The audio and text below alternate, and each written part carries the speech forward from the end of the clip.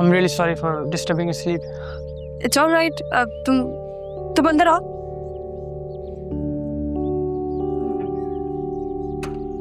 चलो.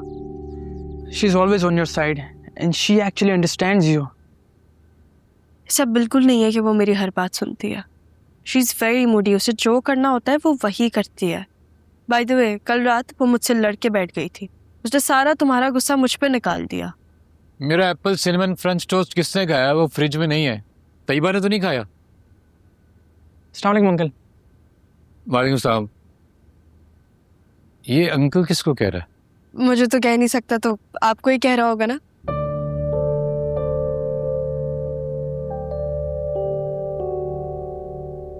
Something is up with him. I mean, like.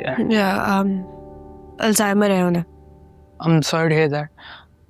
It's fine. Kumail, तुम क्या चाहते हो?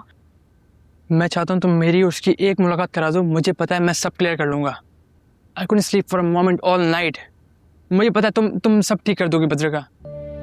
मेरा दिल चाहता है सिर्फ उसकी बातें करता रहूं पूरे दिन. हम थोड़ी देर उसकी और बात करते हैं. तुम्हें मेरी कंडीशन का अंदाज़ा नहीं है. Please Kumail, that's very weird. बहुत अजीब सी बात है. I can't do that. I'm sorry, मगर एक बार मिलवा दो बस. अरे ये तुम क्यों बर्तन धोने खड़ी हो गई? आज इतवार है, हुमैरा की छुट्टी है. तुम निहारी बनाने लगी हो? हाँ, साथ में सोचूं आलू की कतली बना लूं. सुनो, ये बर्तन छोड़ दो. तुम्हारी हुमैरा मैडम ना कल आकर धो लेगी. करती ही क्या है वो, और तुम उसका दिमाग खराब कर दो. एक ही तो दिन मिलता है उसको छुट्टी का. कहाँ थकन उतरती होगी? पता कितने घरों में वो काम करती है. अरे तो आराम करके कल आन मरेगी ना, बर्तन धो लेगी तुम्हारे. वैसे एक बात है, तुम्हें ना नौकरों को हैंडल करना बिल्कुल आता ही नहीं है.